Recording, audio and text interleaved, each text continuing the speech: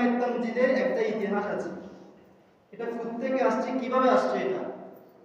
তাও আবুল কাসেম আল-কান্দি রাহমাতুল্লাহ আলাইহি উনি হযরত আব্দুল্লাহ ইবনে আব্বাস রাদিয়াল্লাহু তাআলা থেকে হাদিসটা ওনার কিতাবের মধ্যে এনেছেন। তিনি বলছেন, ইন্নাল্লাহ তাআলা লাম্মা খালাকাল আরশা আমালাল হামালাতা বিহামদিহি।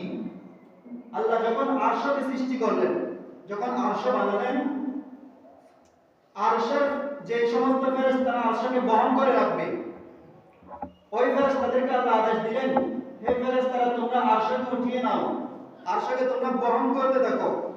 তখন বলছেন ফাসাকুল আলাইহিম, যে এটা এত ভারী ফেরেশতারা সেটা বহন করতে পারছে না। সুবহানাল্লাহ, সুবহানাল্লাহ। আরশকে বহন করা ফেরেশতাদের জন্য কষ্ট হয়ে যাচ্ছে। তখন আল্লাহ তাআলা বলেন, বাকাল আল্লাহ তাআলা কুলু সুবহানাল্লাহ, হে আমার ফেরেশতারা তোমাদের জন্য আরশ ভারী হয়ে যাচ্ছে, তোমরা বহন করতে পারতেছ না, তোমরা সুবহানাল্লাহ বলো। সুবহানাল্লাহ। ফেরেশতারা হয়তো সুবহানাল্লাহ, আর হয়তো সুবহানাল্লাহ। ফেরেশতাদের কি বলতে বলছেন? সুবহানাল্লাহ। ফেরেশতারা সুবহানাল্লাহ বলল। ফাকালাতিল মালায়েকাতু, এরপর ফেরেশতারা বলছেন সুবহানাল্লাহ। ফেরেশতারা যখনই সুবহানাল্লাহ বলল, ফাতায়াসসার আলাইহিম হামলুহু, ওই আরশকে বহন করা ফেরেশতাদের জন্য একদম সহজ হয়ে গেল। সুবহানাল্লাহ।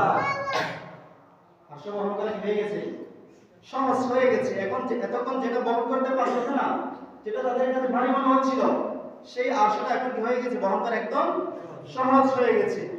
ওয়ারাজাউ ইয়াকুলুনা তুলাদ দাহার, এরপর থেকে ফেরেশতারা লাগাতার সুবহানাল্লাহ বলতেই আছে। কতক্ষণ পর্যন্ত, যখন ইলা আন খালাকাল্লাহু আদম, আদম আলাইহিস সালামের সৃষ্টি পর্যন্ত ফেরেশতারা সুবহানাল্লাহ বলতে আছে। সুবহানাল্লাহ। ফেরেশতারা কি বলতেছে? সুবহানাল্লাহ। ইত্য বছরে আদম আলাইহিস সালাম খিলকতের মধ্যে আসলেন, আদম আলাইহিস সালাম উজুদের মধ্যে আসলেন।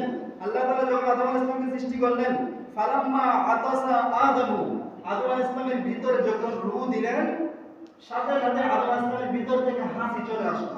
কি আসলো? হাসি, যেটা আমরা হাসি দিই। এই হাসিটা যখন আসলো, আলহামাহুল্লাহু তাআলা কওলাল আলহামদুলিল্লাহ, তখন আল্লাহ তাআলা আদম আলাইহিস সালামকে বলছেন, হে আদম, আপনি যে হাসি দিয়েছেন, এটার বিনিময়ে আপনি আলহামদুলিল্লাহ বলেন। সুবহানাল্লাহ। কি বলেন? আলহামদুলিল্লাহ। আমরা কেউ হাসি দিলে কি বলে? যে হাসি দিয়ে সে কি বলে? আলহামদুলিল্লাহ। আর যিনি শুনবেন তিনি কি বলে? ইয়া রাহমাকাল্লাহ। যিনি শুনবেন তিনি ইয়া রাহমাকাল্লাহ বলে। এরপর আবার যিনি হাসি দিয়েছেন তিনি কি বলবে? ইয়াহদিকুমুল্লাহু ওয়া ইউসলিহু বালাকুম।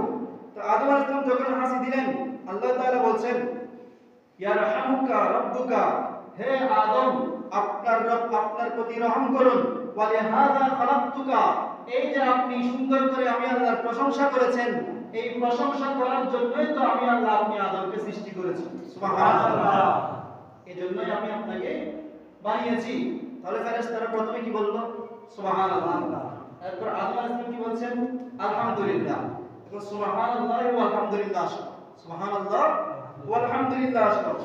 এরপর দেখেন, ফাকালাতিল মালায়েকা, ফেরেশতারা বলছেন কালিমাতুস সানিয়া, আর এমন দ্বিতীয় এমন একটা শব্দ আছে, জালিলাতুল শরীফা, খুবই মহামহিম মর্যাদাবান সম্মানিত এমন একটা শব্দ আছে, লা ইয়ামবাগি লানা আন নাতাগাফালা আনহা, যেই শব্দটার ব্যাপারে গাফেল হওয়া, যেই শব্দটার ব্যাপারে বেখবর হওয়া আমাদের ফেরেশতাদের জন্য কখনো সমীচীন নয়। সুবহানাল্লাহ।